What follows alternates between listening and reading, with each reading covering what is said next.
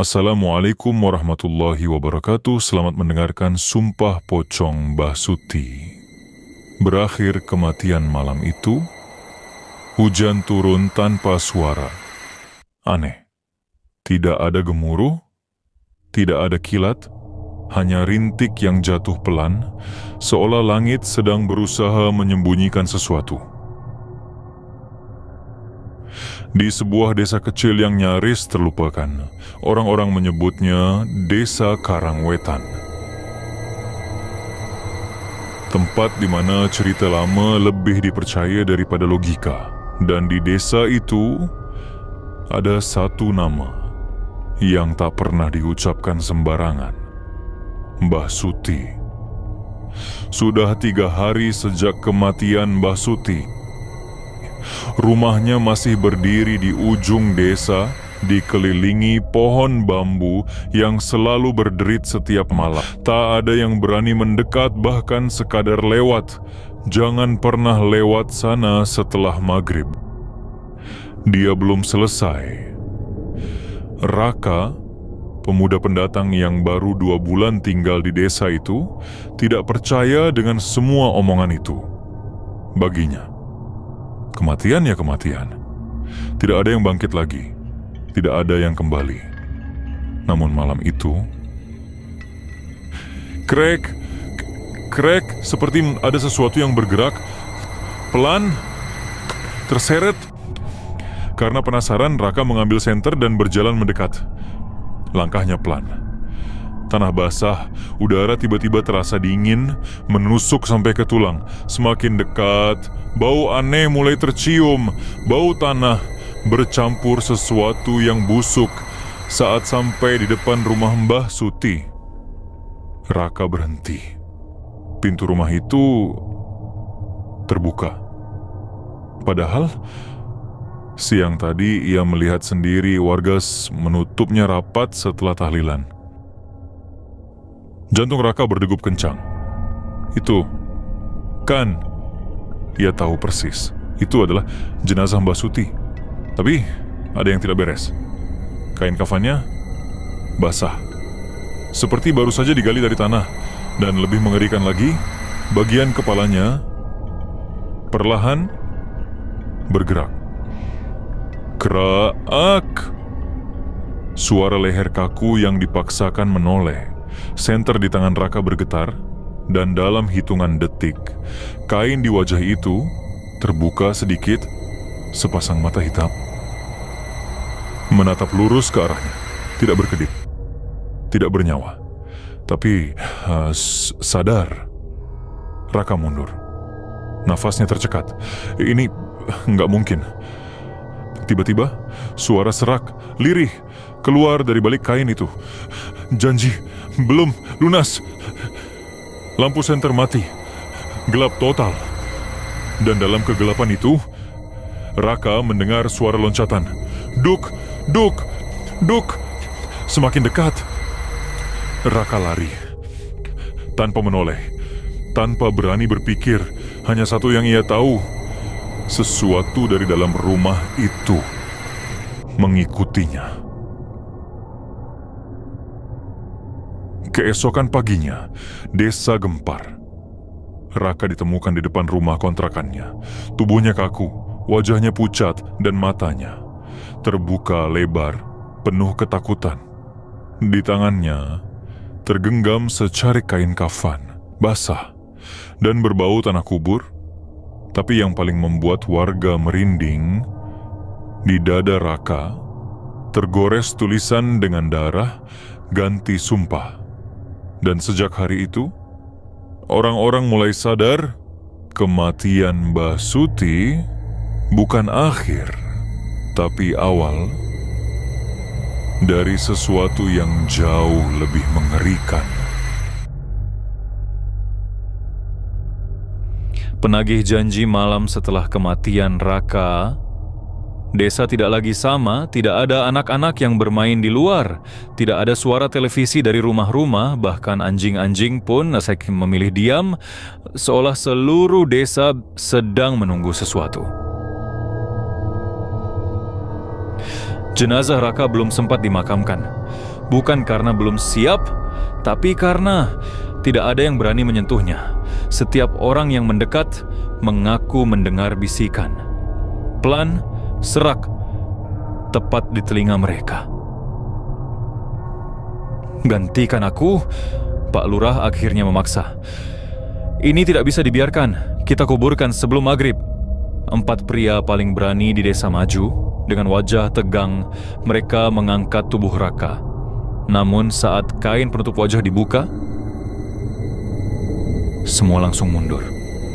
Mulut Raka terbuka lebar, seolah sedang berteriak. Tapi bukan itu yang membuat mereka gemetar. Di dalam mulutnya ada sesuatu. Sutas kain kafan, panjang, kotor, seperti disumpalkan dari dalam.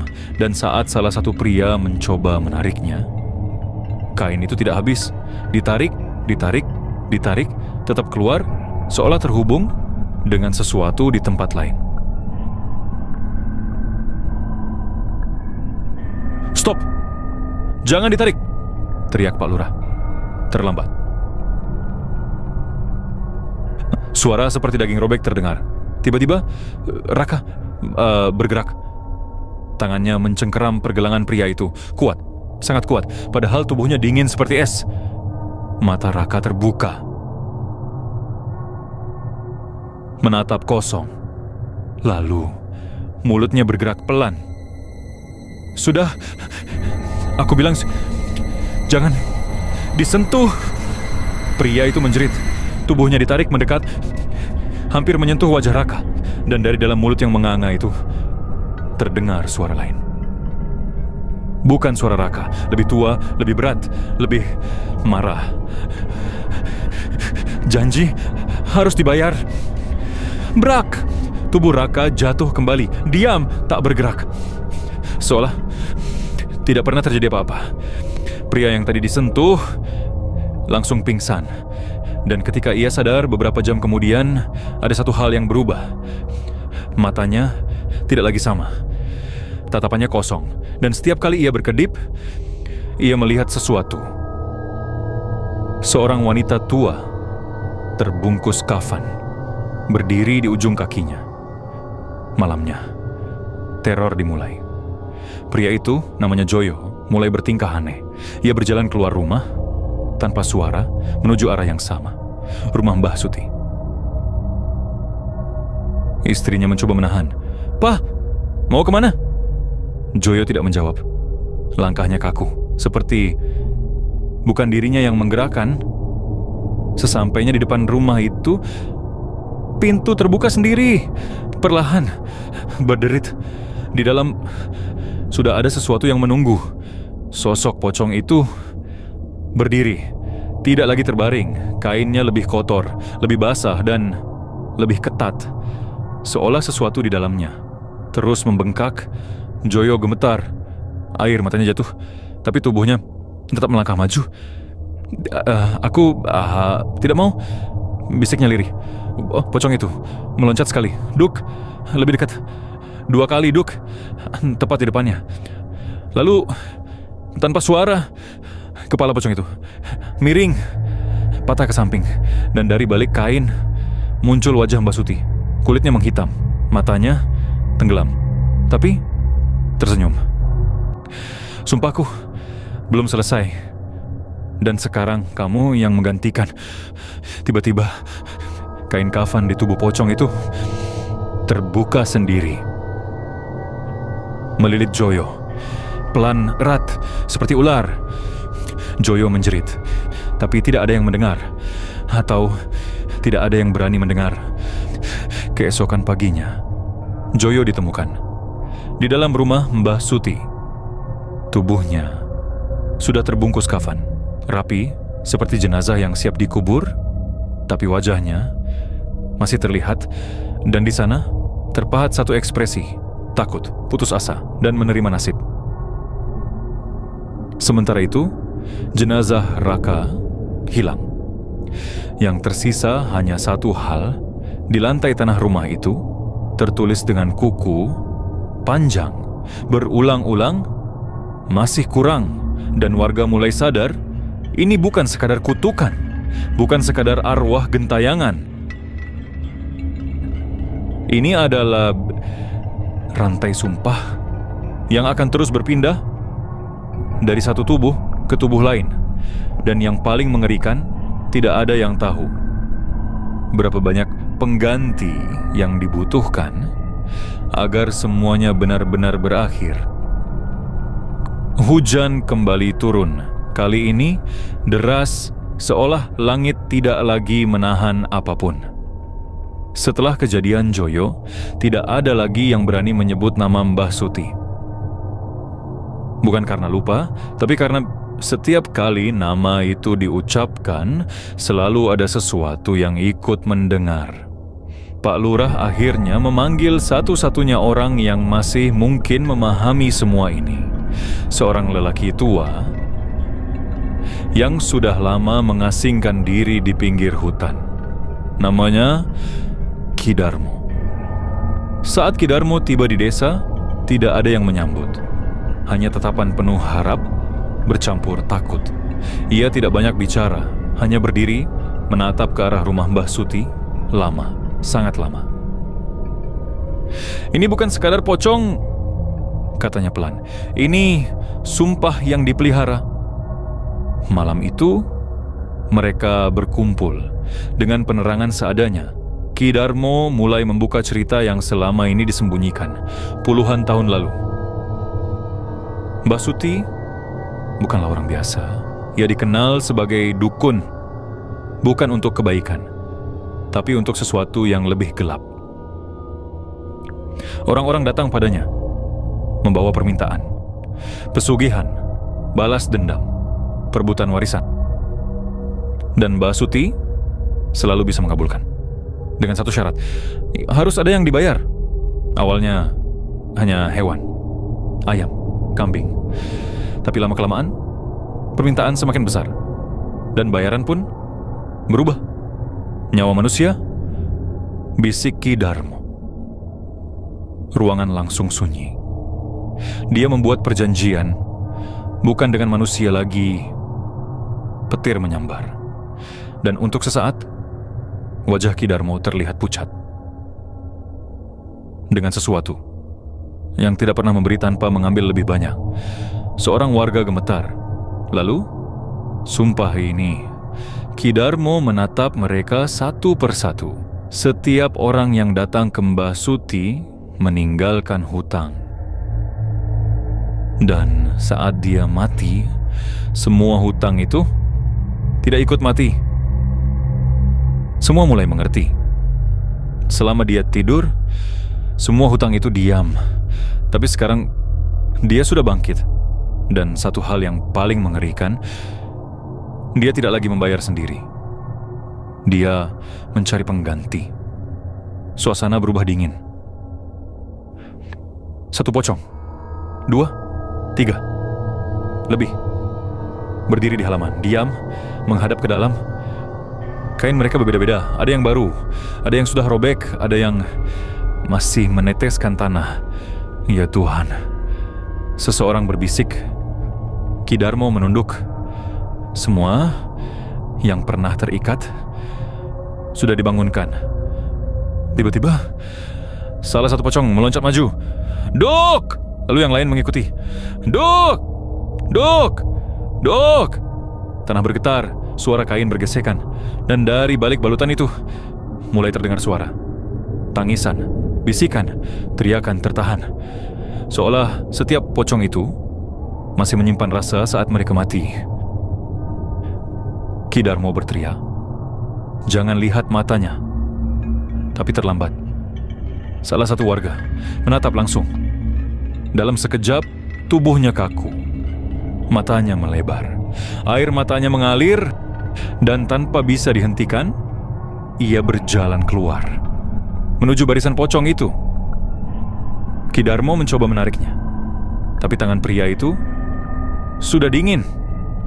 Saat ia sampai di depan mereka, salah satu pocong maju.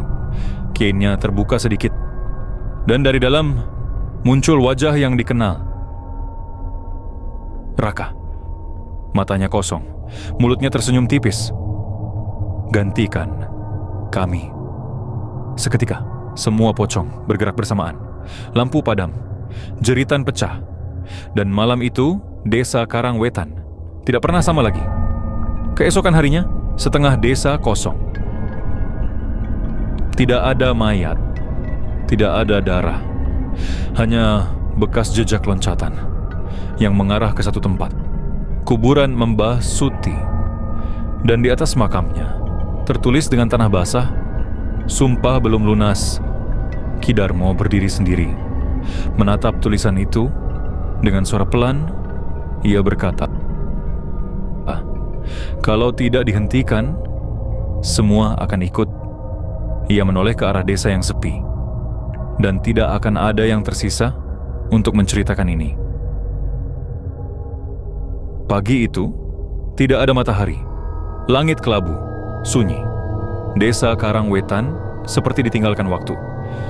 Rumah-rumah terbuka, perabotan masih di tempatnya. Tapi tidak ada manusia, tidak ada suara. Hanya satu hal yang tersisa, jejak loncatan menuju kuburan. Ki Darmo berdiri di tengah desa. Sendirian, namun ia tahu ia tidak benar-benar sendiri. Ia membawa satu benda, kain kafan tua yang sudah menguning. "Itu ikatan pertama," katanya lirih, "yang dipakai Mbah Suti saat membuat sumpahnya." Langkahnya berat menuju makam.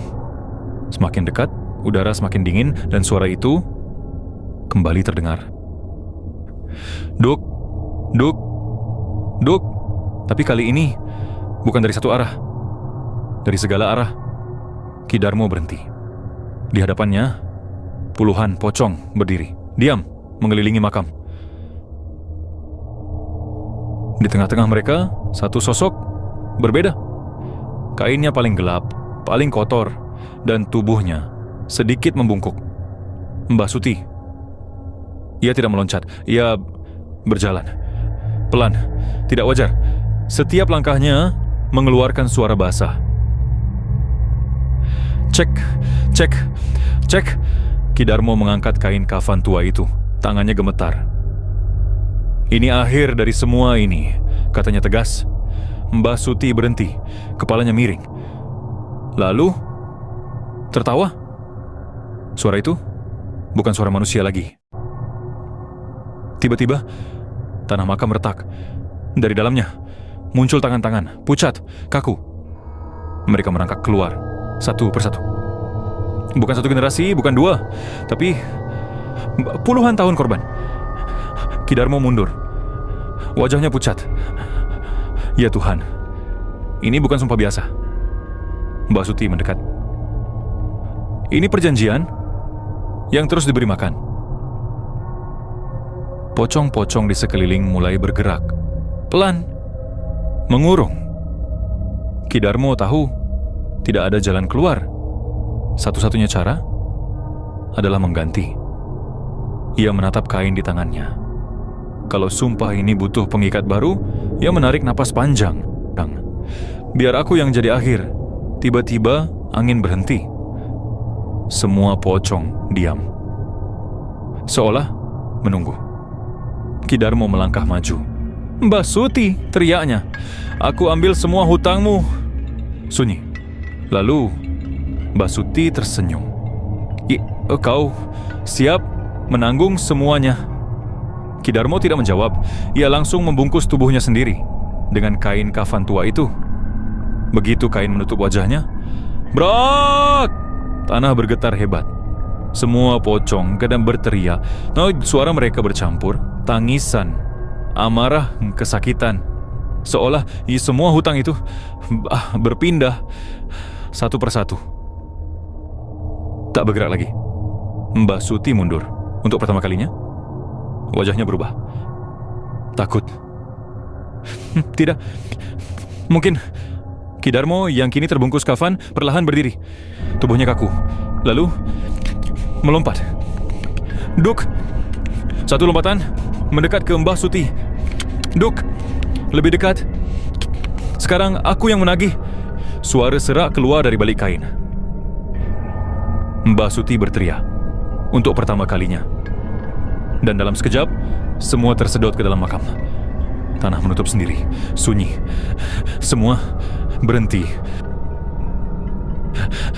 Pagi berikutnya, matahari akhirnya muncul. Desa kembali normal. Beberapa warga yang hilang ditemukan. Linglung, tapi hidup. Tidak ada lagi pocong. Tidak ada lagi suara. Makam Mbah Suti tertutup rapi, dan di atasnya hanya ada satu tulisan kecil. Selesai.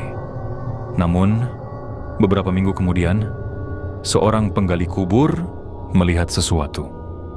Di sudut makam itu, tanahnya sedikit terbuka, dan di dalamnya terlihat ujung kain kafan yang perlahan bergerak. Duk, tamat.